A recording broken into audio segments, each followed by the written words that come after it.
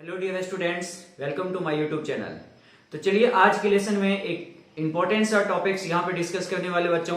ये टॉपिक्स आपका matrices and determinant का सिस्टम ऑफ लीनियर इक्वेशंस है। मैट्रिसेस एंड डिटर्मिनेंट के जो एक टॉपिक है सिस्टम ऑफ लीनियर इक्वेशंस, ये बहुत ही ज्यादा इंपॉर्टेंट है। JEE mains point of view से, एडवांस पॉइंट ऑफ व्यू से बोल सकते हैं एंड आप बोल सकते हैं कि बोर्ड पॉइंट ऑफ व्यू से बच्चों। ये एक टॉपिक है जो कि आप देखेंगे कि प्रीवियस ईयर्स में जितना भी एग्जाम्स होते हैं जेईई मेंस के, जिस भी सेट्स में एग्जाम्स होता है, हर एक सेट में एक क्वेश्चन तो यहां से फिक्स होता ही होता है। ठीक है बच्चों, तो ये जो पार्ट्स आपके लिए बहुत ही ज्यादा इंपॉर्टेंट होने वाला है, इस चीजों को आप कंप्लीट वे में देखिए। मैं यहाँ पे प्रीवियस ईयर के क्वेश्चंस भी साथ में कराऊंगा। ठीक है, तो चलिए स्टार्ट करते हैं। डायरेक्ट वे में हम बात करते हैं यहाँ पे ये जो लीनियर इक्वेशंस का कहानी है, सिस्टम। पहली बात तो हमारे पास ये सिस्टम का क्या कंसेप्ट है, system of linear equations. First of all तो सिस्टम किसी एक इक्वेशन से नहीं बन सकता है, बहुत सारे इक्वेशंस का कॉम्बिनेशंस। आप ये बोल सकते थे कि साइमल्टेनियस इक्वेशंस, आपके पास first equation, second equation, third equation है, इस तरह से आपके पास 3 इक्वेशंस। कभी 2 इक्वेशंस का सेट्स हो सकता था, कभी 4 इक्वेशंस के भी सेट्स हो सकते, 5 इक्वेशंस के सेट्स हो सकते थे। तो ये आपके पास 3 इक्वेशन से, 2 इक्वेशन से, 5 इक्वेशन से, 10 इक्वेशन से एक सिस्टम बनता है। ठीक है, तो ये हमारा क्या है, एक साइमल्टेनियस इक्वेशन है बच्चों। ये साइमल्टेनियस इक्वेशन हमारे पास है, first equation, second equation, third equation. यहाँ पे इस तरह के आपके पास इक्वेशंस को सॉल्व करने के टोटल 2 मेथड्स होते हैं। एक मेथड को बोलते हैं मैट्रिक्स मेथड और दूसरा आपके पास होता है डिटर्मिनेंट मेथड। डिटर्मिनेंट मेथड में इसको नाम देते हैं क्रेमर्स रूल के नाम से बच्चों, वो भी हम डिस्कस करेंगे। तो पहले मैं यहाँ पे मैट्रिक्स मेथड से इस चीजों को मैं यहाँ पे डिस्कस करने वाला हूं। मैट्रिक्स मेथड से कैसे इसको सॉल्व करते हैं। सॉल्व करने का मीनिंग हम यहाँ पे बात कर रहे हैं कि एक्स, वाई और जेड की वैल्यू निकालना होता है। ठीक है बच्चों, एक्स, वाई, जेड की वैल्यू निकालना होता है। लेकिन आपको जो एक्स, वाई और जेड की वैल्यू निकालने की जहां तक बात करेंगे, ये डायरेक्टली बोर्ड एग्जाम्स में आपसे पूछे जाते हैं। एक्स की वैल्यू क्या होगा, वाई का क्या होगा, जेड का क्या होगा, आपसे बोर्ड एग्जाम्स में पूछे जाएंगे। लेकिन आप बोलोगे फिर जेईई मेंस और एडवांस में क्या पूछा जाता है, तो यहाँ पे आपको इतना मेहनत नहीं करवाता है। यहाँ एक्स और जेड निकालने में थोड़ा लेंथी प्रोसीजर है, वो चीजें हमसे नहीं पूछ के हमसे ऑब्जेक्टिव वे में क्वेश्चन पूछे जाते हैं। जैसा कि आप जानते ही हैं कि जेईई मेंस में कोई भी क्वेश्चन ऑब्जेक्टिव पैटर्न पे होते हैं। ऑब्जेक्टिव पैटर्न का मतलब क्या, कोई भी क्वेश्चन 2 to 3 मिनट हार्डली हमारा सॉल्व होना चाहिए, ऐसे क्वेश्चन ही आपसे पूछे जाएंगे।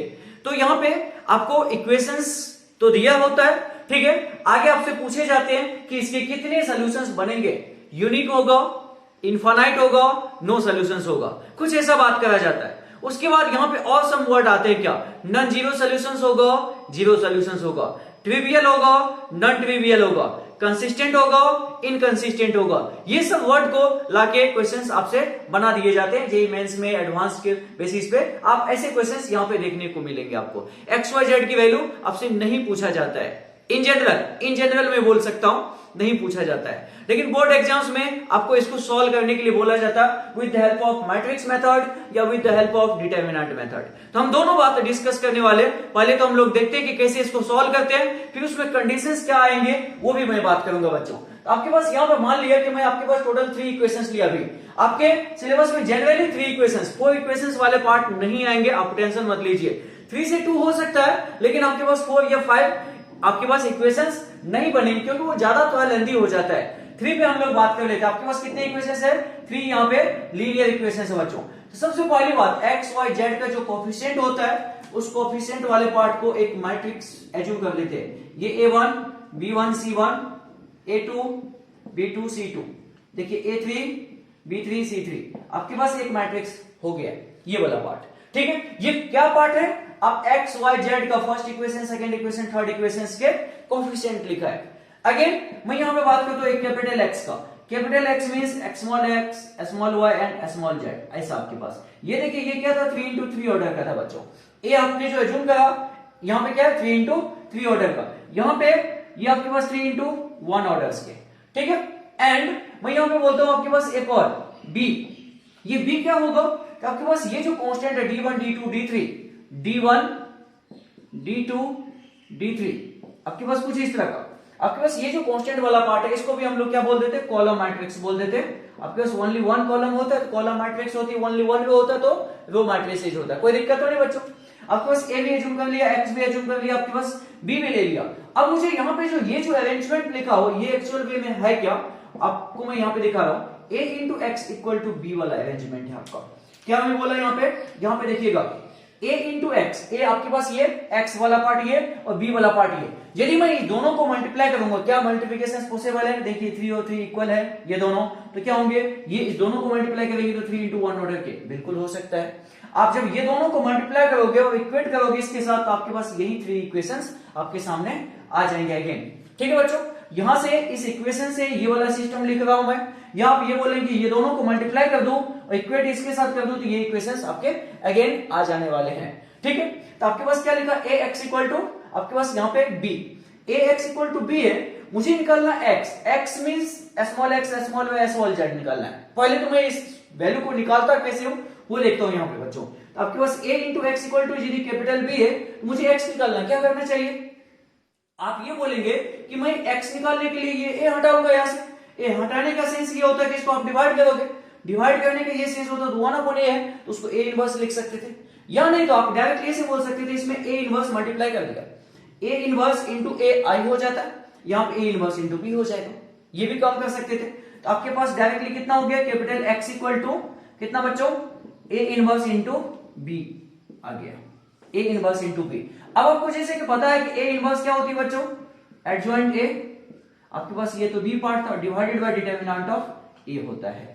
तो देखिए आपको जब भी x निकालना होता है, x निकालना होता है, ये कैपिटल X की बात कर रहा हूं मैं, small x small y small z, ये आपके पास एक मैट्रिसेस है, कैपिटल X निकालना हो तो क्या हमें a इनवर्स निकालना पड़ेगा, a इनवर्स निकालना पड़ेगा। इनवर्स निकालने में तो आपको कोफैक्टर चाहिए बच्चों, कोफैक्टर निकालने के बाद उसका ट्रांसपोज करके फिर जाके इनवर्स निकलता, उसके बाद b से मल्टीप्लाई करना होता है, तो थोड़ा सा लेंथी प्रोसीजर होता है ये निकालना, ठीक है, बट हम कर सकते हैं, ऐसा नहीं है कि ये नहीं होंगे। बोर्ड्स एग्जाम में 4-5 मार्क्स के क्वेश्चंस आते हैं, आपको आराम से एक क्वेश्चन 3 into 3 का आपको इक्वेशन दे देंगे और यहाँ से x y z की वैल्यू पूछा जाता है, आराम से हम 2-3-4 मिनट में हम सॉल्व कर सकते हैं, आपको पूरा एक पेज लग जाएगा सॉल्व करने में, तभी तो आपको 4 या 5 मार्क्स मिलते हैं। ये बोर्ड की बात कर रहा हूं मैं, यदि बोर्ड के बच्चे देख रहे हैं तो बोर्ड एग्जाम्स में ऐसा होता है। लेकिन आपसे यहाँ पे जेईई मेंस में एडवांस में ये x की वैल्यू निकालने पे आपको इंटरेस्ट बिल्कुल भी नहीं दिखाते वो लोग, वो अलग ही तरीके से काम करता है, क्वेश्चंस को यहाँ पे पूछे जाते हैं, अलग तरीके से क्वेश्चंस बनाते हैं, कैसे बनाएंगे वो भी हम बात करेंगे। सबसे पहले तो आप बच्चों ये वाला बात आप एक बार नोट कर लीजिए, फिर हम देखते हैं एक एक करके यहाँ से क्या क्वेश्चंस बनता है जेईई मेंस। आप बोलेंगे कि यदि पूरा मैट्रिसेस एंड डिटरमिनेंट में जो सबसे ज्यादा इंपॉर्टेंट पार्ट है यही वाला पार्ट है, सिस्टम ऑफ लीनियर इक्वेशंस वाले पार्ट, क्योंकि बच्चों एक क्वेश्चन आप ये मान के चलो अभी आप जो अपकमिंग एग्जाम्स आने वाला है इसमें यदि एग्जाम में बैठते हैं, एक क्वेश्चन यहां से डेफिनेट वे में आने वाले, ये गारंटी के साथ बोल सकता हूं मैं, ठीक है। तो ये पार्ट आप बिल्कुल भी आप स्किप नहीं कर सकते, स्टार्टिंग से लेकर लास्ट तक देखिए, आपको बहुत ही इंटरेस्टिंग तरीके से चीजों को यहाँ पे समझ में लगने वाला है, ठीक है बच्चों। तो सबसे पहले आप इसको एक बार नोट कर लीजिए, फिर हम आगे इसके बारे में देखते हैं कि कैसे क्वेश्चन जेईई मेंस में एडवांस में बनता है। ओके,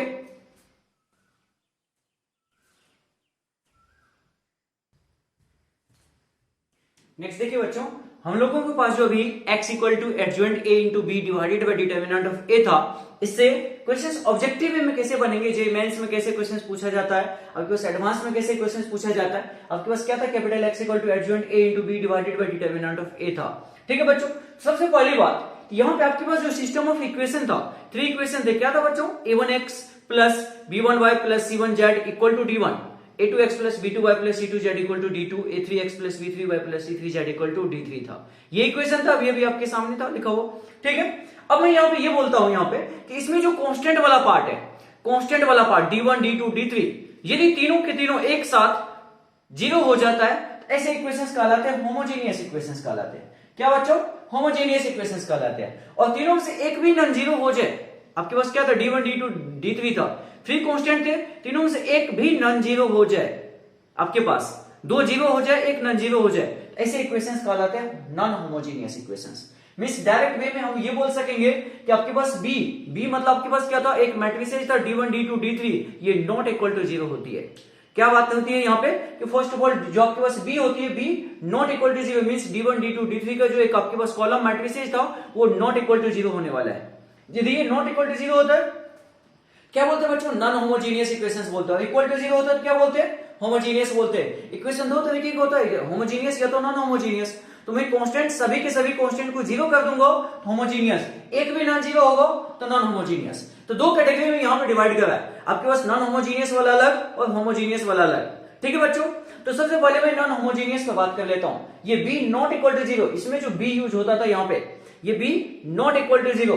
अब देखिए यदि ये नॉट इक्वल टू जीरो है तो चलो ठीक बात है, B not equal to zero होता है। अब हम लोग डिसाइड करेंगे यहां से, ये आपके पास सबसे पहले बात तो डिटरमिनेंट ऑफ ए वाला पार्ट। मान लीजिए किसी केस में determinant of A not equal to zero होता है, मान लीजिए कि ये नॉट इक्वल टू जीरो होता है बच्चों। Not equal to zero means इसके डिटरमिनेंट की कोई वैल्यू आ रहा है, 5 आ रहा है, 10 आ रहा है, ऐसा कोई वैल्यू आ रहा है, जीरो नहीं आ रहा है। मान लीजिए ये कोई वैल्यू 5 है, 10 है, ऐसा कोई वैल्यूज है।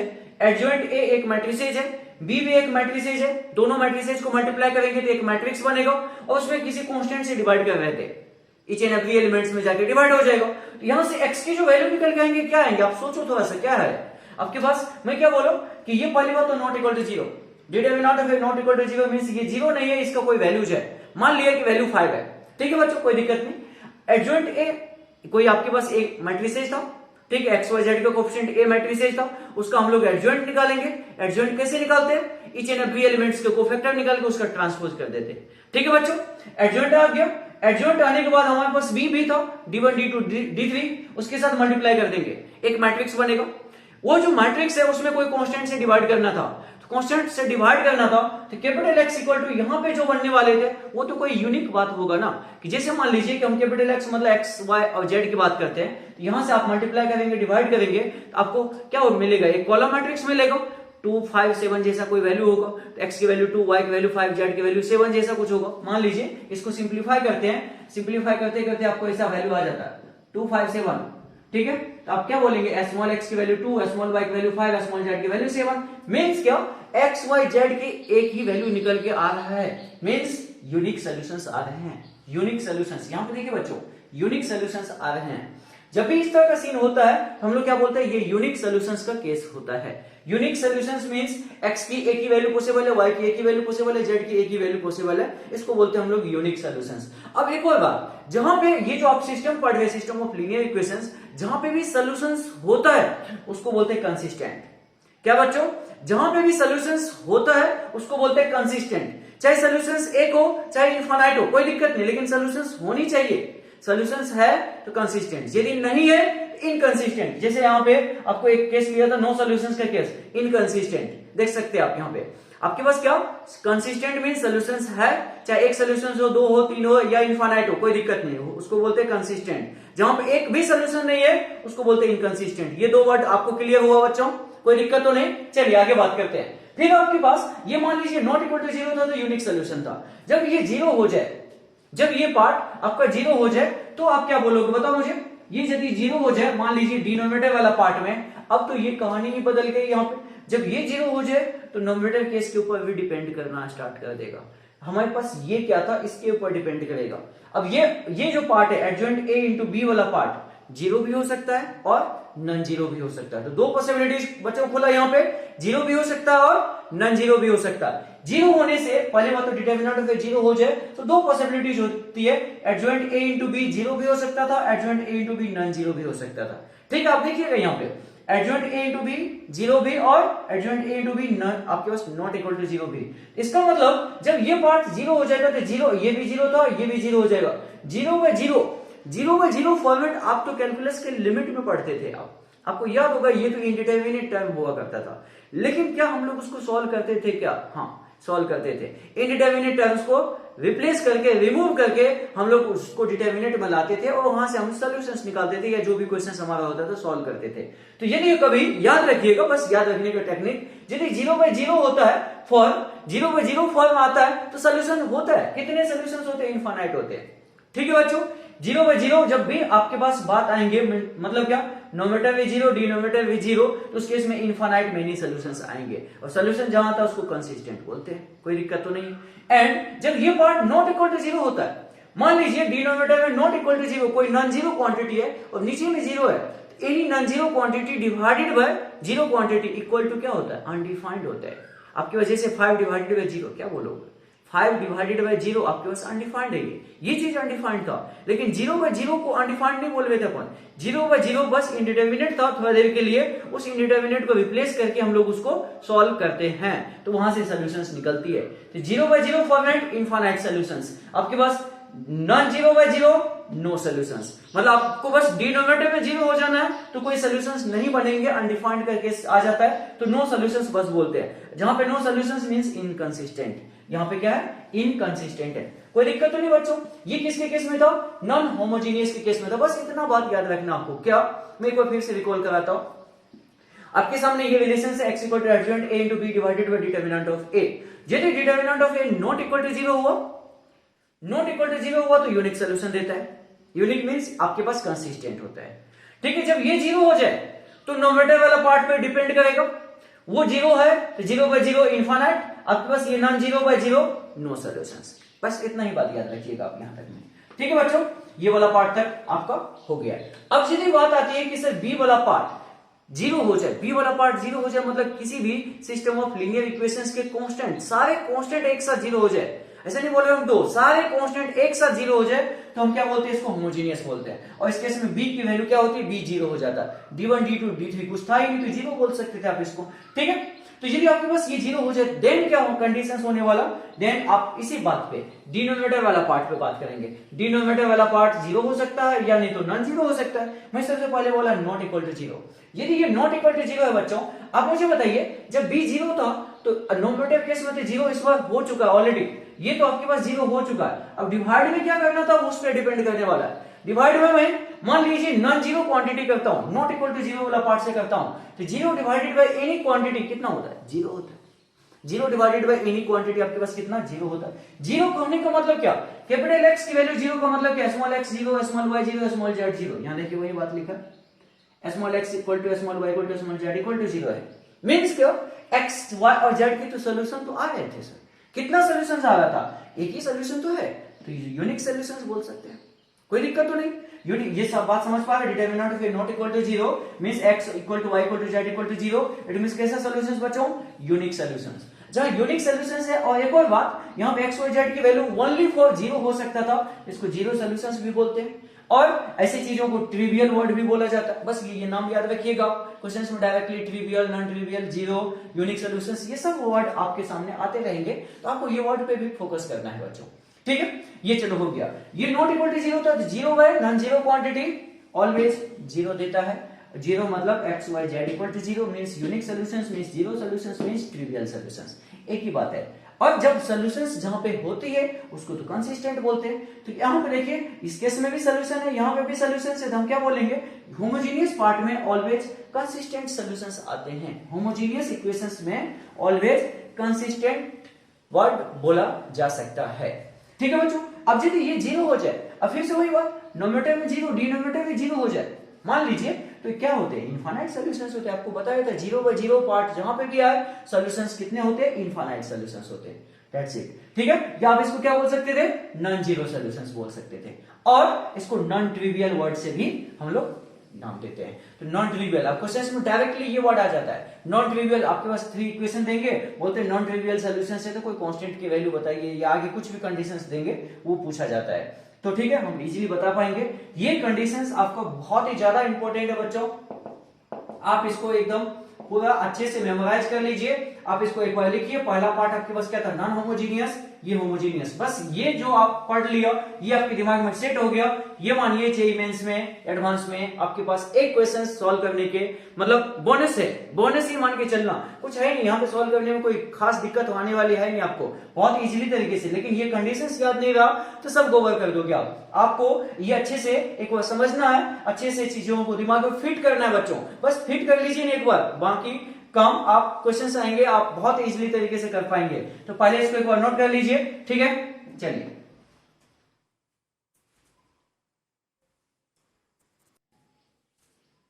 नेक्स्ट देखिए बच्चों, आपके पास एक क्वेश्चन यहाँ पे है कि solve system of linear equations. अभी आपके सामने ये इक्वेशन दिए हुए, equation number 1, equation number 2, equation number 3। आपके पास ये इक्वेशन 1, इक्वेशन 2 एंड इक्वेशन 3, ऐसे आपके पास 3 इक्वेशन दिए गए हैं। आपको बोलता है सॉल्व करने के लिए। मैं सबसे पहले यहाँ पे सॉल्व करने की बात देखता हूँ कि सॉल्व करने का मतलब क्या था बच्चों। यहाँ पे एक्स वाई और जेड की वैल्यू निकालना, कैसे निकालेंगे। लेकिन एक और बात, आपको ऐसे डायरेक्टली सॉल्व नहीं करना है। एक तो ये तरीका होता है, हमने बचपन में पढ़ा ही था कि चीजों को मतलब आपके पास 3 वेरिएबल्स वाले पार्ट है तो पहले 2 वेरिएबल में कन्वर्ट कर देते, उसके बाद उसको नॉर्मली जैसे हम लोग सॉल्व करते थे अंडर 10th वो कंसेप्ट लगा लेंगे। नहीं, मैं ये कंसेप्ट से यहाँ पे बात ही नहीं करने वाला। मैं आपको बात कर रहा हूँ यहाँ पे मैट्रिक्स मेथड से बात कर रहा हूँ। मैट्रिक्स मेथड से इस इक्वेशंस को कैसे सॉल्व करा जाए, इनवर्स निकाल के कैसे इसको बात करा जाए, ये चीजों आपको मैं सिखाने वाला हूँ। आप बस 2 मिनट वेट करिए, चीजें बहुत अच्छे से आपको समझ में आ जाएगी। ये पार्ट है, ये पार्ट है और ये पार्ट है। सबसे पहले मुझे सॉल्व करने की बात आती है तो मैं तो एक्स निकालने की बात करता हूँ। कैपिटल एक्स, कैपिटल एक्स क्या था वो तो अभी आपको समझ में लगेगा। तो आप ये बोलते थे a into X equal to B, जैसा कुछ बात होता था आपके सामने। a into X equal to B means capital X equal to क्या था बच्चों, a इनवर्स इंटू बी जैसा कुछ बात था। a इनवर्स का मतलब हम लोग क्या बोले थे, adjoint a into B divided by determinant of a, कुछ ऐसा बात हुआ करता था। ठीक है, तो सबसे पहले a हमें देखना पड़ेगा यहाँ पे क्या है। तो ये चलिए ये फॉर्मूला आपके पास होता है कैपिटल एक्स निकालने का, adjoint a into B divided by determinant of a, कोई दिक्कत नहीं। मैं सबसे पहले बात कर ले तो यहाँ पे a क्या है, a क्या है बच्चों आपके पास, ये कितना 1 माइनस 2 0 2 1 3 0 माइनस 2 1, कुछ इस तरह का बात है। ठीक है, कैपिटल एक्स किसको बोलते हैं आप, एक्स वाई जेड, इस तरह का कुछ बात। आपके पास बी कितना है बच्चों यहाँ पे 10 8 और 7, आपके पास कुछ ऐसा। ठीक है, ये कैपिटल ए, ये आपके पास कैपिटल एक्स, ये आपके पास कैपिटल बी। ठीक है, कोई बात नहीं, लिख लिया। अब मुझे सबसे पहली बात डिटरमिनेंट में यूज होगा तो इसका डिटरमिनेंट निकाल लेना। आपके पास ये मैट्रिसेज है, ये मैट्रिसेज है अभी तक, लेकिन हम डिटरमिनेंट लगाएंगे तो इसकी एक वैल्यू निकल के आती है। मैट्रिसेज तो एक अरेंजमेंट होता है ओनली, लेकिन डिटरमिनेंट की तो कोई नॉमिकल वैल्यू निकलती है बच्चों। जब हम लोग इसका डिटरमिनेंट निकालेंगे तो इसकी वैल्यू आती है 11। ठीक है, आप डिटरमिनेंट निकाल सकते हैं, कोई भी एक रो या कोई भी एक कॉलम के कॉरस्पॉन्डिंग इसको एक्सपांड कर दो, चीजें आपके सामने निकल के आ जाएगी। कितना आता है वैल्यू यहाँ पे 11 आता है। चलो ये भी ठीक है। अब हमें क्या काम करना था, एडजॉइंट के ऊपर काम करना था। एडजॉइंट कैसे निकालेंगे, एडजॉइंट ऑफ ए, एडजॉइंट निकालने के लिए किसी भी एक मैट्रिक्स का, ये मैट्रिसेज था, इसका एडजॉइंट निकालने के लिए इसके ईच एंड एवरी एलिमेंट का कोफैक्टर निकालना पड़ेगा। कोफैक्टर कैसे निकालते हैं, मान लीजिए कोई 1 एलिमेंट के, ये जो 1 था 1 का निकालना चाह रहा हूं मैं, तो ये वाला रो, ये वाला रो कॉलम आपके पास गया, बाकी जो एलिमेंट्स बचे उसका डिटरमिनेंट और साइन भी ध्यान रखना होता है। कोफैक्टर में विद साइन बात करते हैं अपन। ठीक है, कोफैक्टर तो निकाल लेंगे, उसके बाद उसका ट्रांसपोज लगा देंगे तो वही हमारा एडजॉइंट ए आ जाएगा। तो यहाँ पे यदि आप एडजॉइंट निकालोगे तो ये एडजॉइंट आपके पास क्या आ जाती है, ये फर्स्ट आपके पास कितना, आपके पास 7 माइनस 2 माइनस 4, ये 7 माइनस 2 माइनस 4, 2 1 एंड 2, ये पार्ट आ जाएगा। एंड आपके पास -6 -3 एंड -6 -3 एंड 5, ये पार्ट आ गया। और हम लोग क्या करेंगे, ये कोफैक्टर निकाल लिया, आप निकाल सकेंगे। आप वीडियो को पॉज करिए 1 मिनट, इसको आप अच्छे से निकालिए, एक बार आप खुद से करोगे तभी चीजों को सीख पाओगे। ठीक है ना, तो आप एक बार एडजॉइंट निकालने के लिए आपको आ गया, तो फिर इनवर्स निकालने में कोई दिक्कत तो है नहीं। इनवर्स निकालने के लिए बस डिटरमिनेंट से डिवाइड करनी होती है, बी के साथ मल्टीप्लाई कर लेंगे तो एक्स भी आ जाएगा। बहुत आसान सा काम है, लेकिन आपको एक बार करना पड़ेगा। इसका जब ट्रांसपोज लगा दिया तो एडजॉइंट ए कितना हो गया, एडजॉइंट ए इक्वल टू आपके पास क्या, ट्रांसपोज लगाने से रो कॉलम में, कॉलम रो में कन्वर्ट हो जाता, फर्स्ट रो फर्स्ट कॉलम में हो जाएगा। आपके पास क्या 7 माइनस 2 माइनस 4, और उसके बाद क्या 2 1 2 -6 -3 एंड 5, कुछ ऐसा हो गया बच्चों। ठीक है, एडजॉइंट ए भी आ गया आपका। जब एडजॉइंट ए आ गया तो आपको आगे क्या निकाल लेना चाहिए। अब हम लोग डायरेक्टली ए यहां पे आ जाते हैं, एक्स पे, कैपिटल एक्स पे, तो एडजॉइंट ए इसके साथ मैं बी को मल्टीप्लाई कर देता हूं। तो आपके पास ये जो मैट्रिसेज था 7 2 -6 -2 1 -3 -4 2 5, इसके साथ मैं बी को मल्टीप्लाई कर दूंगा। बी क्या था बच्चों, यहां पे देख पाए आप, आपके पास क्या था 10 8 और 7 डिवाइडेड बाय कितना, डिटरमिनेंट ऑफ ए कितना था बच्चों 11 था, आपके पास ये 11 था। अब यहाँ पे ये दो मैट्रिसेस मल्टीप्लाई करने पड़ेंगे, ये छोटा छोटा चीजें होती है। आपको मल्टीप्लाई यदि अभी तक मैट्रिसेस का नहीं आया तो देखिए ना, आप इसके बिना काम कैसे कर पाओगे, दिक्कत है। इस दोनों को मल्टीप्लाई करो और उसके बाद 11 से डिवाइड कर लेना ईच एंड एवरी एलिमेंट्स में। तो आपके पास यहाँ से कैपिटल एक्स इक्वल टू जो आपके पास आ जाएंगे, ये आपके पास वैल्यू आ जाती है 4 -3 and 1, 4 -3 and 1। Capital X equal to divider करने के बाद ये फाइनली मल्टीप्लाई करो, 11 से डिवाइड करो तो आपके पास कुछ ऐसा एलिमेंट आपके आ जाएंगे। तो इसका मतलब क्या हुआ, इसका मतलब ये हुआ कि आपके पास जैसे कैपिटल एक्स आ गया, मान लो ये वाला पार्ट, तो स्मॉल एक्स की वैल्यू कितना है 4, स्मॉल वाई की वैल्यू कितना -3 एंड स्मॉल जेड की वैल्यू कितना 1। तो यही आपके पास आंसर आ जाएंगे इस क्वेश्चन से। ठीक है बच्चों, तो ऐसे सॉल्व करते हैं। एक्स की वैल्यू कितना 4, वाई की वैल्यू -3 एंड जेड की वैल्यू कितना आपके पास 1 आ जा रहा है। ठीक है, तो ये जो आपके पास सिस्टम ऑफ लीनियर इक्वेशन थे उसकी वैल्यू आपने यहाँ पे निकाल दिया। ये तो हो गया, मतलब आपका एक सब्जेक्टिव टाइप का क्वेश्चन हो गया। जेईई मेंस में, एडवांस में थोड़ा कम चांसेस है ऐसे क्वेश्चन पूछे, बट आपको कंडीशंस वाइज बना के क्वेश्चन तो पूछते ही हैं। तो हम लोग आगे वही देखने वाले की करके कि कैसे क्वेश्चंस जेईई मेंस में या एडवांस में डायरेक्ट वे में पूछे जाते हैं। प्रीवियस ईयर के कुछ क्वेश्चंस को मैं यहाँ पे रखता हूँ और उसको मैं यहाँ पे डिस्कस करता हूँ। ठीक है बच्चों, ये तो समझ में लगा, इसमें कोई दिक्कत तो नहीं ना? ठीक है, आप इसको एक बार नोट कर लीजिए।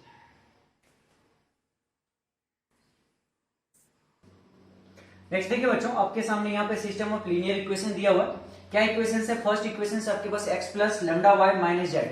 ठीक है, आपका सेकंड इक्वेशन से lambda x minus Y minus Z equal to 0, x plus Y minus lambda Z equal to 0। ऐसे 3 इक्वेशन दे दिए। आगे बोलता है एक वर्ड यहाँ पे देखिएगा, यहाँ पे ये नॉन ट्रिवियल सॉल्यूशंस। बच्चों नॉन ट्रिवियल का मतलब क्या होता है? फर्स्ट ऑफ ऑल तो मुझे ये बताओ, ये इक्वेशन देखने से आपको क्या लगता है, होमोजीनियस है या नॉन होमोजीनियस है?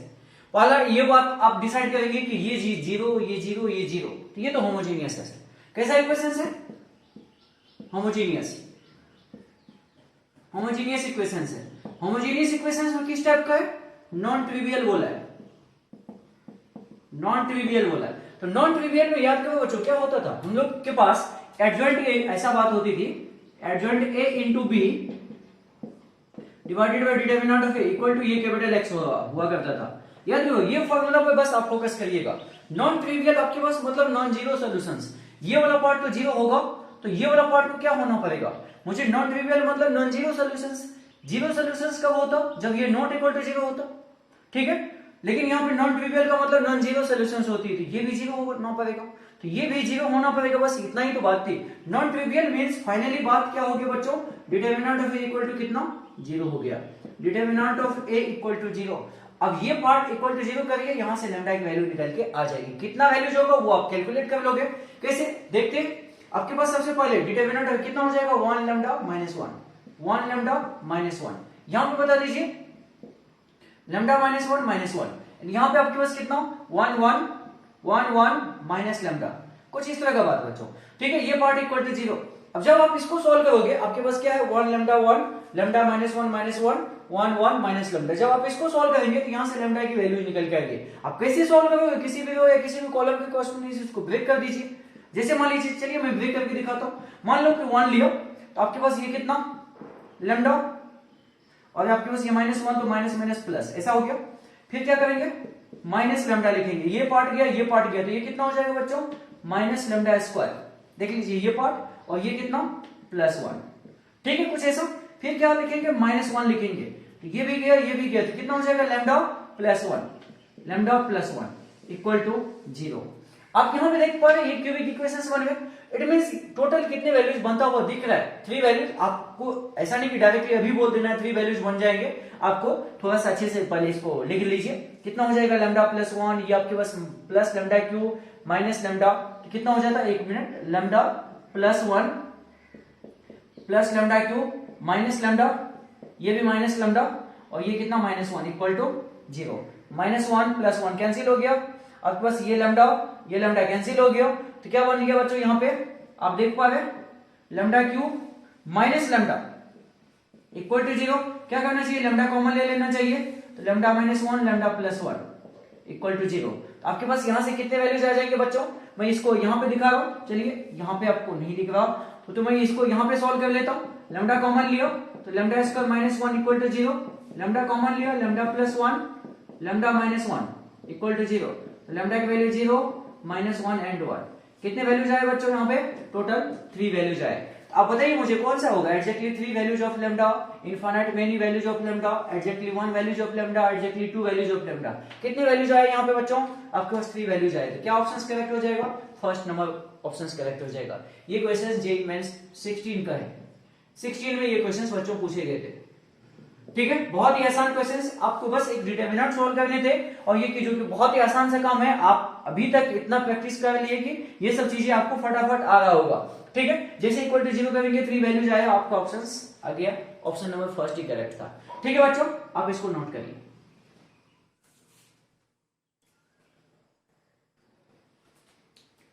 नेक्स्ट क्वेश्चन देखिए बच्चों, आपके पास the set of all values of lambda for which the system of linear equations, आपके सामने यहाँ पे 3 इक्वेशन दिए गए हैं, first equations, second equations and third equations. आगे आप देखिए यहाँ पे आपको बोल रहा है कि has a non trivial solutions, non trivial, आगे एक बार नॉन ट्रिवियल वाले क्वेश्चन है बच्चों, तो नॉन ट्रिवियल वाले क्वेश्चन है, तो ये तो पहली बात, मुझे ये जो इक्वेशन दिख रहा है कैसे इक्वेशन है, होमोजीनियस या नॉन होमोजीनियस। आप लोग इतने जल्दबाजी में मत बता देना, क्योंकि यहाँ पे आपको लग रहा था कि ये कांस्टेंट 0 होना चाहिए, ये तो कांस्टेंट, अरे ये कांस्टेंट नहीं है, ये तो आपके पास, इसको इधर ले जाइए ना। आप यहाँ पे x y z नहीं देख रहे, x1 x2 x3 देख रहे थे, x1 x2 x3 जैसा कुछ पार्ट देख रहे हैं। ठीक है, x y z बोलो, x1 x2 x3 बोलो, क्या दिक्कत है, ये एडवांस के क्वेश्चन है बच्चों। ठीक है, बहुत आसान क्वेश्चन है। देखिए ना क्या कर सकते हैं हम इस क्वेश्चन को। सबसे पहली बात, यहाँ पे भी x1, यहाँ भी x1, x1 वाला भी एक साथ लिखो, y1 वाला एक साथ आपके पास, सॉरी x1 वाला एक साथ, x2 वाला एक साथ और x3 वाला पार्ट को एक साथ लिखने की कोशिश करता हूं। तो इस इक्वेशन को पहले अरेंज करते हैं, x1 यहाँ भी क्या लिखेंगे बच्चों, 2 माइनस लैम्डा इंटू x1, ऐसा है ना, 2 माइनस लैम्डा, इसको लेफ्ट साइड लेके आ गया, minus 2x2 plus x3 equal to 0। ये आपके पास इक्वेशन नंबर फर्स्ट बना, इक्वेशन नंबर फर्स्ट बना। अब आपको ये अच्छा से दिख रहा है। ठीक है, यहाँ पे देखिए सेकेंड वाला पार्ट क्या है, 2x1, यहाँ पे माइनस 3, यहाँ पे माइनस लैम्डा, क्या करेंगे, माइनस 3 माइनस लैम्डा, मान लीजिए ये पार्ट कॉमन ले लेते, माइनस 3 माइनस लैम्डा इनटू हम लोग क्या लिखने वाले थे, x2 लिखने वाले थे। ठीक है, या डायरेक्टली आप यूं बोले तो मैं इसको ऐसे लिखता हूं, माइनस मैं कॉमन ले लेता हूं, या मान लीजिए प्लस लिख दिया यहाँ पे। ठीक है, ये minus 3 minus lambda into x2। ठीक है बच्चों, कोई दिक्कत नहीं, and plus 2x3 equal to 0। ये आपके पास सेकेंड इक्वेशन है, कोई दिक्कत तो नहीं सेकेंड इक्वेशन तक बनाने में। ये x2 वाला पार्ट इसको भी लेफ्ट साइड लाया, माइनस 3 माइनस लैम्डा, बस ऐसा लिखा गया है, कोई दिक्कत नहीं। यहां पे देखिए कि ये क्या था, माइनस x1, ये 2x2 और minus lambda x3 equal to 0। ये आपके पास थर्ड इक्वेशन। अब जाके ये जो 3 इक्वेशंस बने, ये आपको एक अच्छा सा फॉर्मेट में इक्वेशंस है। पहले एक स्टेप आपको सबको पहले लेफ्ट साइड ले आना था। होमोजीनियस इक्वेशंस है क्या, देखिए कांस्टेंट कांस्टेंट कांस्टेंट कितना है, 0, तो होमोजीनियस है। होमोजीनियस केस में ही तो ये नॉन ट्रिवियल वाली बात आती है, नॉन ट्रिवियल का बात होमोजीनियस केस में ही हम लोग लाते हैं। और बताया था कि होमोजीनियस केस में यदि नॉन ट्रिवियल की बात आ जाए तो हम लोग क्या करते हैं, for non trivial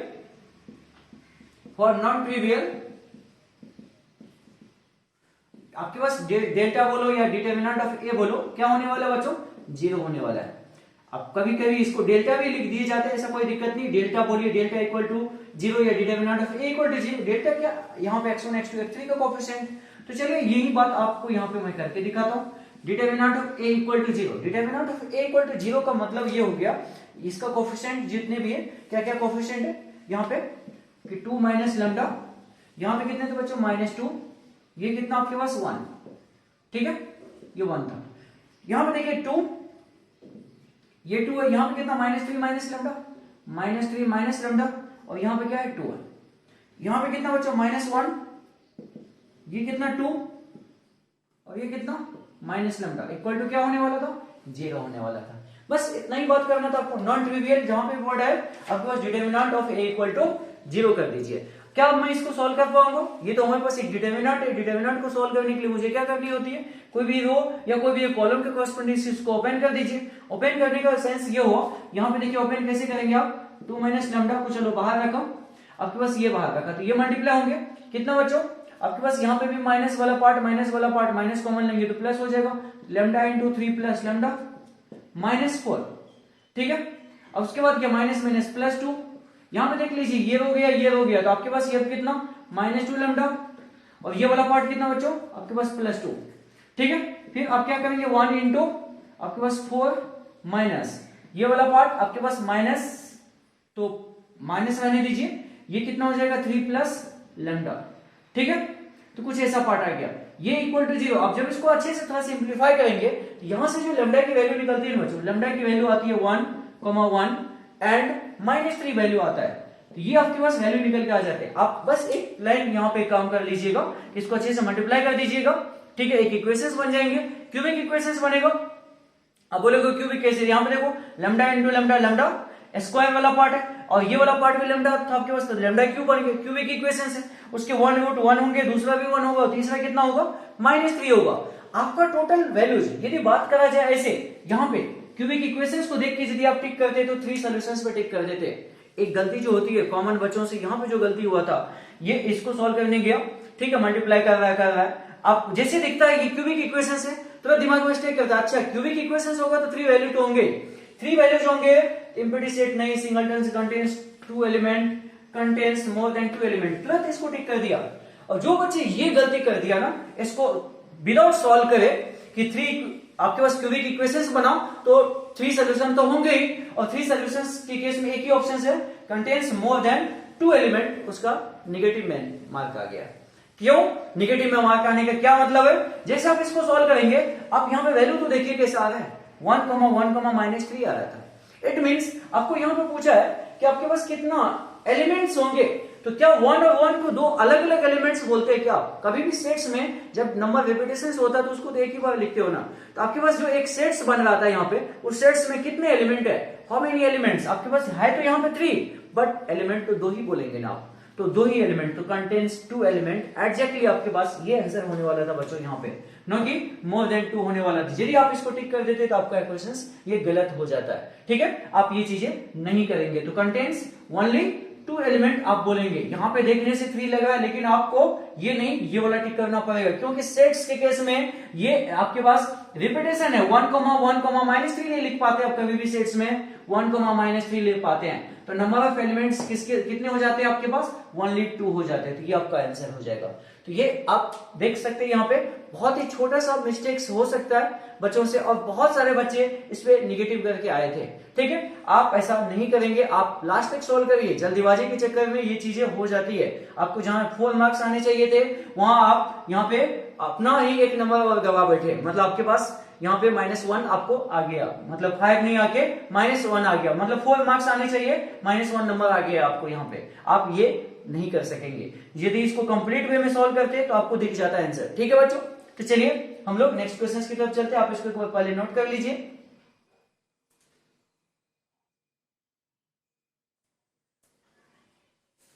next question देखिए बच्चों, if the system of linear equations, आपके सामने 3 इक्वेशंस है, दिस एंड दिस, ठीक है, बोलता है has a non zero solutions, यहां पे क्या बोले बच्चों, नॉन जीरो सॉल्यूशंस बोले।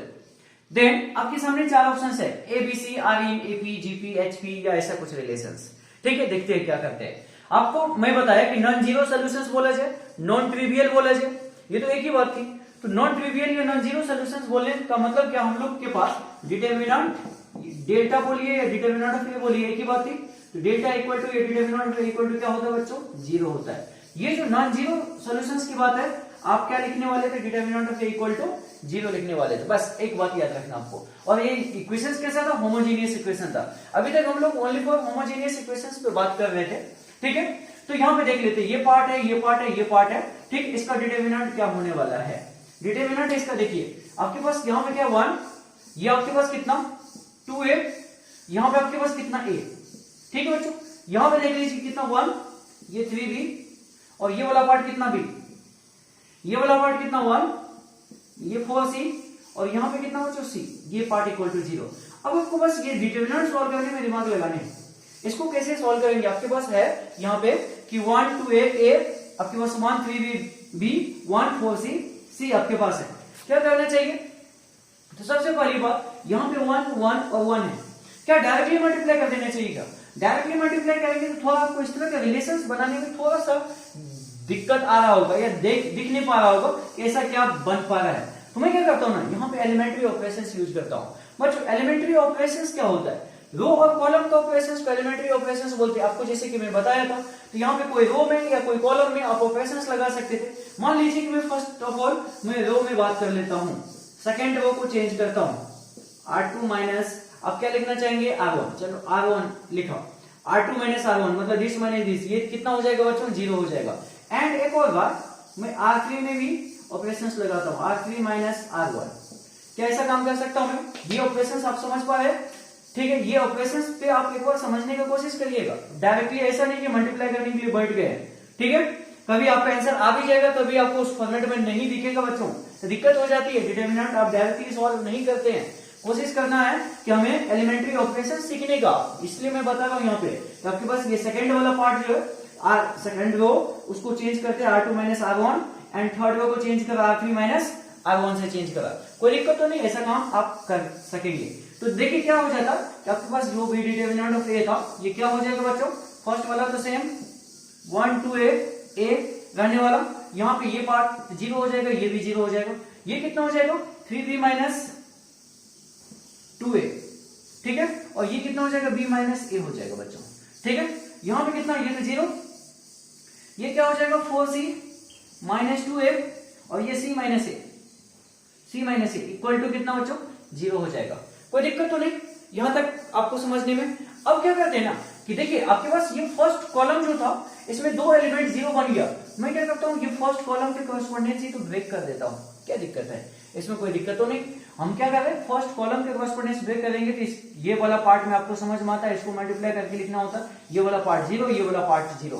तो हम लोग ये जो 0 बनाने का काम कर रहे थे, क्यों कर रहे थे काम, ताकि ये जो मैट्रिक्स को मल्टीप्लाई करके हम जो रिजल्ट निकालने जाएंगे, वो रिजल्ट हमारा एक सिंपल सा रिजल्ट आ जाए, ताकि हम ऑप्शंस को अच्छे से मैच करा पाए, ठीक है बच्चों। तो आपके पास यहाँ पे 1 है, ये कितना हो जाएगा 3b minus 2a into c minus a, minus आपके पास ये कितना 4c minus 2a into b minus a, बस इतना पार्ट आपके पास है, इक्वल टू बच्चों कितना आपके पास 0, या इसको 1 है तो ऐसा रहने दीजिए, कोई दिक्कत है नहीं, 1 से मल्टीप्लाई करें इसको मतलब तो था नहीं, इक्वल टू 0।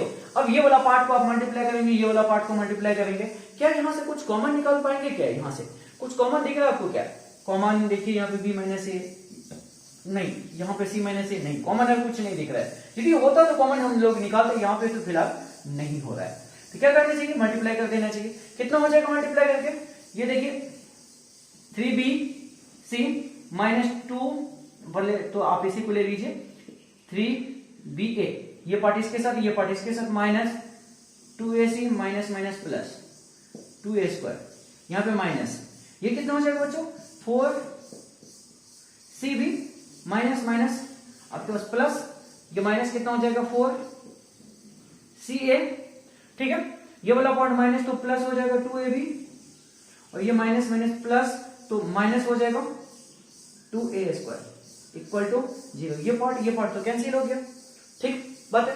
यहाँ पे आपके पास देखिए ये 3bc, ये आपके पास 3ba, आपके पास 3ba बना, यहाँ पे ये आपके पास प्लस 2ab, ठीक है बच्चों। ये 3ac, यहाँ पे ये ac वाला पार्ट है, और आपके पास 3bc, यहाँ पे 4bc वाला पार्ट है, तो हम लोग क्या लिख पाएंगे 2ac इक्वल टू, ये पार्ट आपके पास क्या हो जाएगा 2ac equal to bc plus ab, ये रिजल्ट आपके सामने आ जाएंगे। क्या है बच्चों यहाँ पे 2ac equal to bc plus ab part आ जाएगा। अब जब ये जो पार्ट आपके पास है, इसमें आप क्या करिए abc से डिवाइड कर दीजिए, इस रिलेशंस को आप divide by abc both side, यदि आप ये काम करते हो तो आपके पास यदि abc डिवाइड करेंगे तो यहाँ पे कितना हो जाएंगे, a और c पे कैंसिल हो जाएगा, तो 2 divided by b equal to यहाँ पे 1 divided by a plus 1 divided by आपके पास c हो जाएगा बच्चों। तो आप यहाँ पे देख पा रहे हैं कैसा रिजल्ट आया, 2 by b equal to 1 by a plus 1 by c निकल के आया। इट मीन्स आपके पास यहाँ पे a b and c are in HP बना। कैसा रिजल्ट आया बच्चों यहाँ पे, A, B and C are in HP। तो कौन सा ऑप्शन करेक्ट होने वाला था, ये वाला पार्ट करेक्ट होने वाला था। आपको मैं AP, GP और HP का थोड़ा डिटेल बता ही दिया था लास्ट लेक्चर्स में, अभी तक यदि आपने उसको नहीं देखा तो उसको एक बार देख लीजिएगा, वहां पे आपको कंसेप्ट समझ में आ जाएगी, ठीक है बच्चों। तो बहुत ही आसान सा क्वेश्चन था, देखिए आपका आंसर आ गया। क्या आंसर था, HP था। तो कोई दिक्कत ही नहीं होती, नॉन जीरो सोल्यूशंस बोले, नॉन ट्रिवियल बोले, एक ही बात थी, दोनों का मीनिंग एक ही था, ठीक है। तो आपको क्या करना होता है, बस जो भी आपके पास मैट्रिसेस दिए गए हैं, मतलब आपके पास ये जो सिस्टम ऑफ लीनियर इक्वेशन दिया उससे जो आप मैट्रिसेस बनाते ए, वो मैट्रिसेस का डिटरमिनेंट बस 0 कर देना होता है। 0 करने के लिए 0 तो कर दिया, कभी आपको डायरेक्टली सॉल्व करने से हो जाएगा किसी क्वेश्चंस में, बट आप कोशिश करिए कि डिटरमिनेंट को सॉल्व करने के लिए एलिमेंट्री ऑपरेशंस यूज करें। और यहाँ पे तो फिलहाल आसान था, 1 1 1 था। मैं क्या करूंगा, 2 बार यदि सब्ट्रैक्ट कर लेता ना चीजों को तो हमें ये दिख जाती, 2 बार इसको, एक बार मान लीजिए कोई भी 2 यहाँ पे फर्स्ट कॉलम में देख सकते थे 1 1 1 था, यदि 2 ऑपरेशंस में इस तरह का यूज कर लूं तो 2 0 तो बन गया, 2 0 बना तो मल्टीप्लाई एक बार में हमारा हो जाता है। ठीक है, एक बार में मल्टीप्लाई हो जाती है तो हमारे सामने एक रिजल्ट बनता है, इसमें हमें एबीसी से डिवाइड कर दिया, एक अच्छा सा रिजल्ट बना, क्योंकि मुझे एपी जीपी एचपी से रिलेट करके बताने थे, तो आपका आंसर आ गया। कोई दिक्कत तो नहीं बच्चों? ठीक है, आप इसको नोट कर लीजिए। ये भी आपका जे मेंस के क्वेश्चंस है, प्रीवियस ईयर के क्वेश्चंस आपके सामने लेके आया हूं मैं यहाँ पे, जे मेंस के क्वेश्चंस है। ठीक है बच्चों,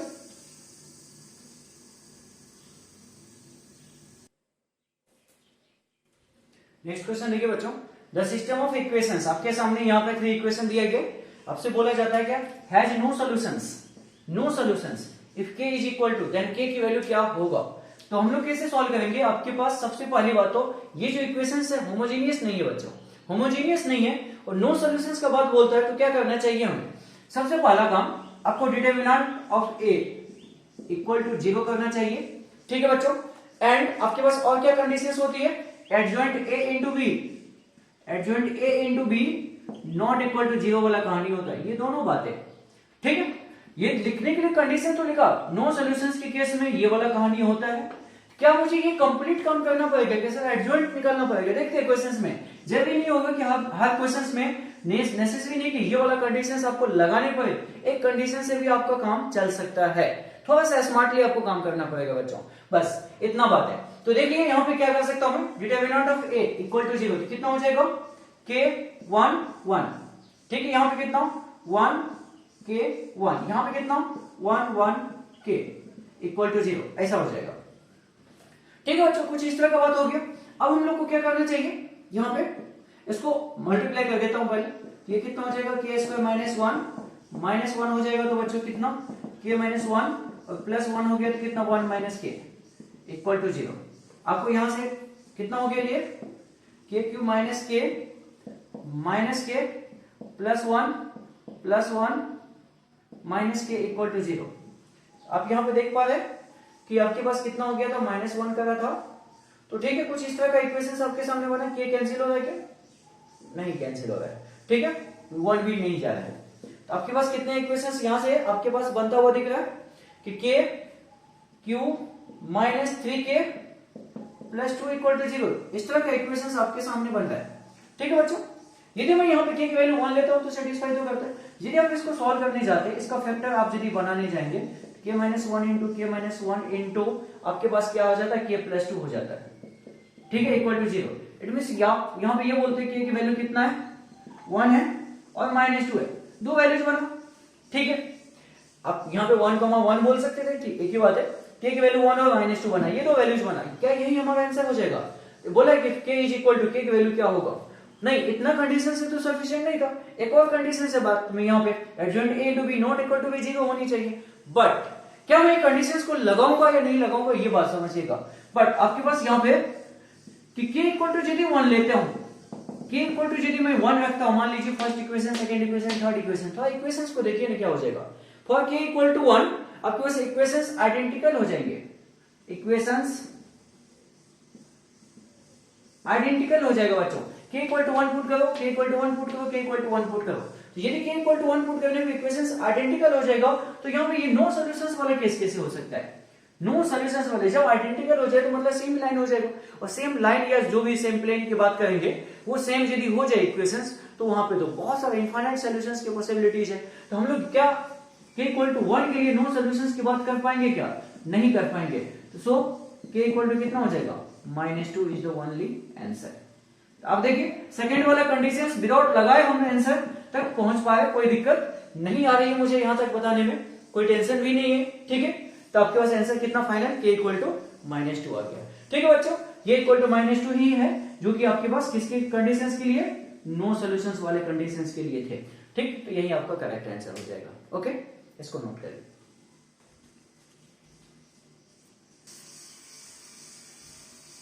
नेक्स्ट क्वेश्चन देखिए बच्चों, आपके सामने क्या है, एक क्वेश्चन है कि थीटा बिलोंग्स टू 0 से पाई बाय 2, कोई दिक्कत नहीं।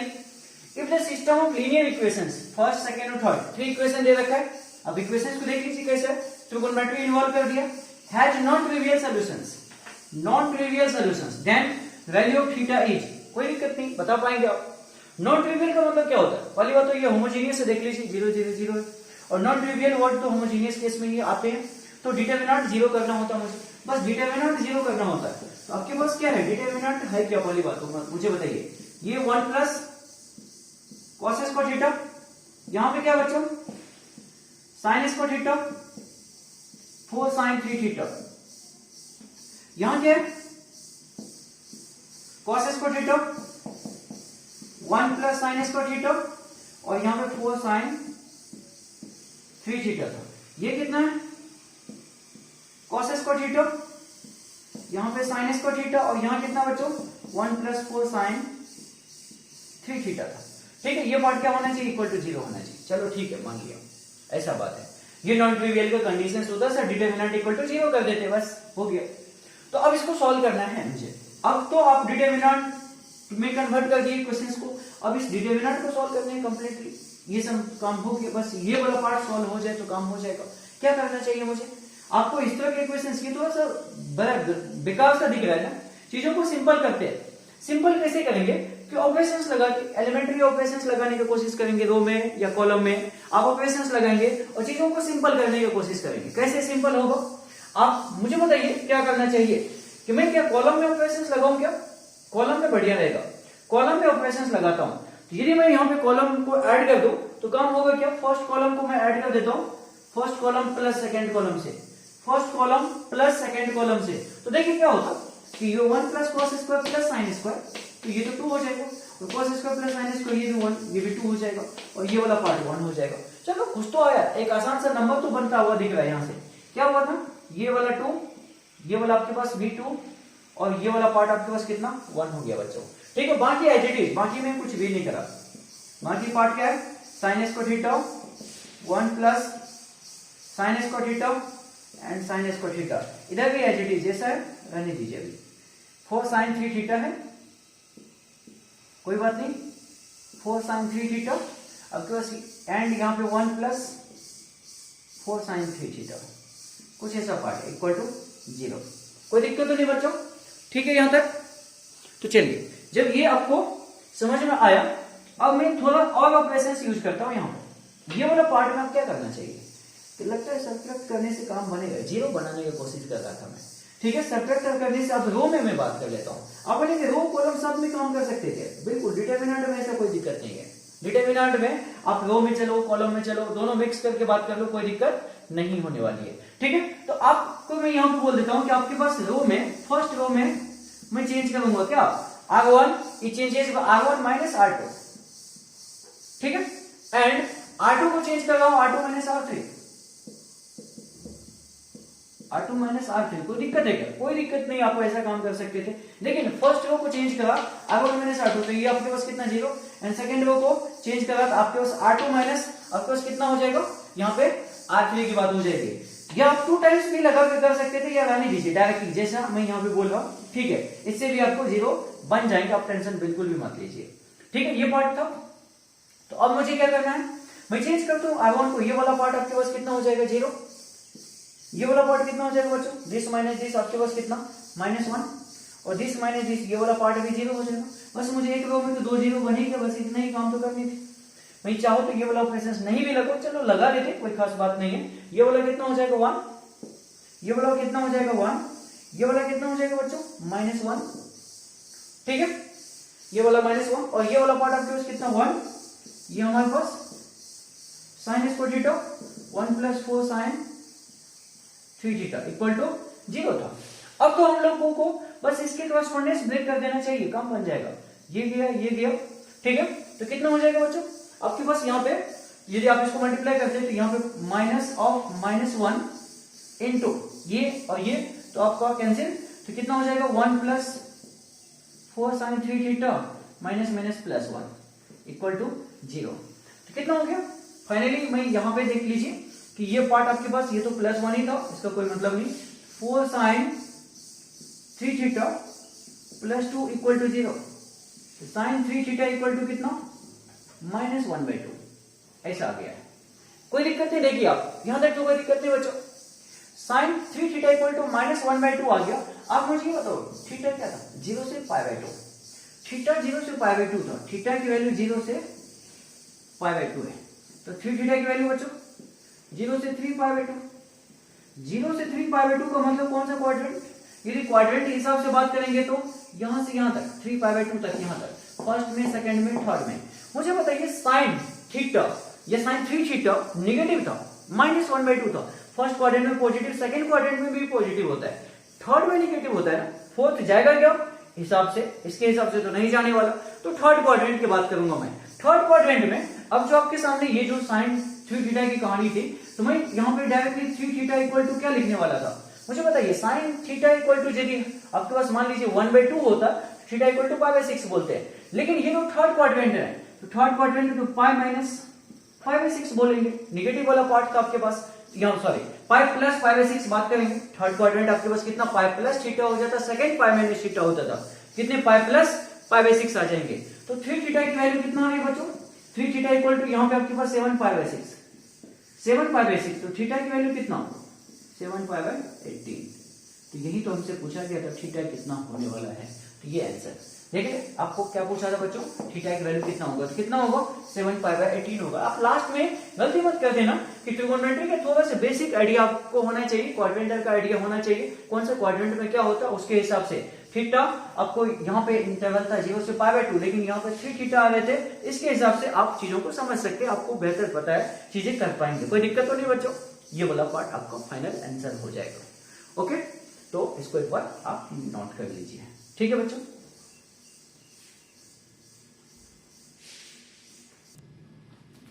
नेक्स्ट क्वेश्चन देखिए बच्चों, the value of k belongs to r for which the following system of equations. आपके सामने ये 3 इक्वेशन दे रखे। पहली बात तो कैसा इक्वेशंस, होमोजेनियस या नॉन होमोजेनियस? ये नॉन होमोजेनियस इक्वेशंस है। Has infinite many solutions, infinite many solutions का बात बोला है। तो हमें क्या करना चाहिए, आपको जैसे पता है कि नॉन होमोजेनियस के केस में, नॉन होमोजेनियस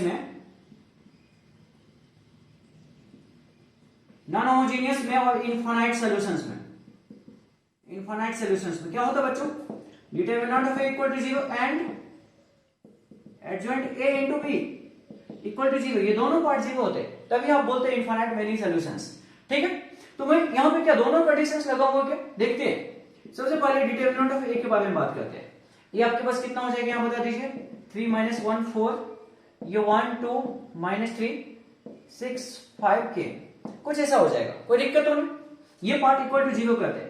जब आप इसको इक्वल टू 0 करेंगे तो यहां मल्टीप्लाई करने के बाद आपको k का वैल्यू कितना आ जाएगा, एक मिनट मल्टीप्लाई कर लेते हैं, 3 इंटू 2k, ये आपके पास कितना plus 15 minus minus plus 1 k minus plus आपके पास ये 18, ठीक है बच्चों, एंड प्लस 4 आपके पास कितना हो जाएगा 5 माइनस 12 इक्वल टू 0 हो जाएगा। ठीक है, जब आप इसको सोल्व कर दे 7k प्लस 35 इक्वल टू 0, आपके पास कितना k equal to -5, k equal to बच्चों कितना आपके पास ये -5 आ गया। क्या यही आंसर हो जाएगा? आपको k का वैल्यू ही तो पूछा, value of k belongs to r for which following system of equations, क्या यही आंसर हो जाएगा या आपको ये वाला कंडीशंस भी चेक करने पड़ेंगे।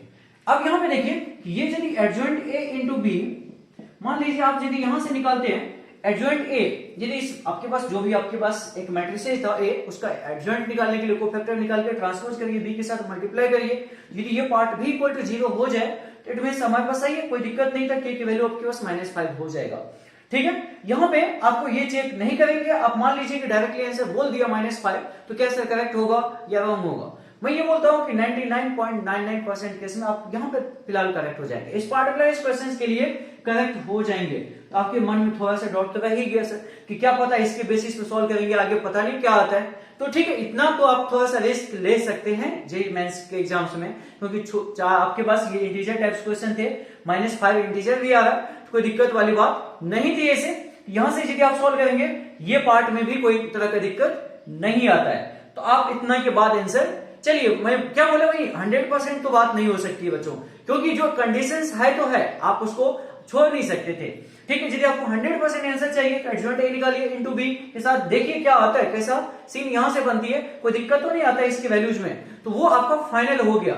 लेकिन आप इतना तक में यदि आप चाहते हैं कि मतलब चलो इतना कौन मेहनत करेगा, मैं शॉर्टकट में आंसर निकाल के मतलब किसी तरीके से ऑप्शन टिक कर देता हूं या जो भी इंटीजर टाइप है फिल कर देता हूं, आगे बढ़ दो, इतना टाइम नहीं है, तो ले सकते हैं इसको। आपकी 0.001% चांसेस होगा कि मतलब ये रॉन्ग हो जाए, अदरवाइज मतलब 99.99% केस में करेक्ट होने वाला था, कहीं कोई दिक्कत नहीं थी। तो ये आप काम कर लीजिएगा, मैं यहाँ पे आपके सामने क्वेश्चंस मार्क कर दिया हूं। ठीक है, आपको ये काम कर लेना, एक बार एडजॉइंट निकालना है ताकि आपको एक बार पता भी चले कैसा क्या सीन होता है या कुछ इससे दिक्कत होती है। तो मैं आपके लिए ये छोड़ रहा हूं बच्चों, आप कर पाएंगे इसको। ठीक है, तो ये आप कर लीजिएगा। बाकी ये क्वेश्चंस भी आपको जेईई मेंस 21 के ही क्वेश्चंस था, बहुत आसान से क्वेश्चंस बनते हैं, आपसे ऐसे ही बोले जाते हैं। 3 इक्वेशन दे दिए जाएंगे, कभी बोलेगा कि आपके पास यूनिक सॉल्यूशंस होता है, कभी बोलेगा इनफाइनाइट सॉल्यूशंस होता है, कभी बोलेगा नो सॉल्यूशंस होता है, कभी बोलेगा जीरो सॉल्यूशंस होता है, कभी बोलेगा नॉन जीरो सॉल्यूशंस होता है, कभी बोलेगा ट्रिवियल होता है, कभी बोलेगा नॉन ट्रिवियल होगा, कभी कंसिस्टेंट और इनकंसिस्टेंट वर्ड भी ला सकता है। कोई दिक्कत नहीं होनी चाहिए। आपको जो मैं कंडीशंस बताया उस कंडीशंस को अच्छे से एक बार लर्न कर लीजिए।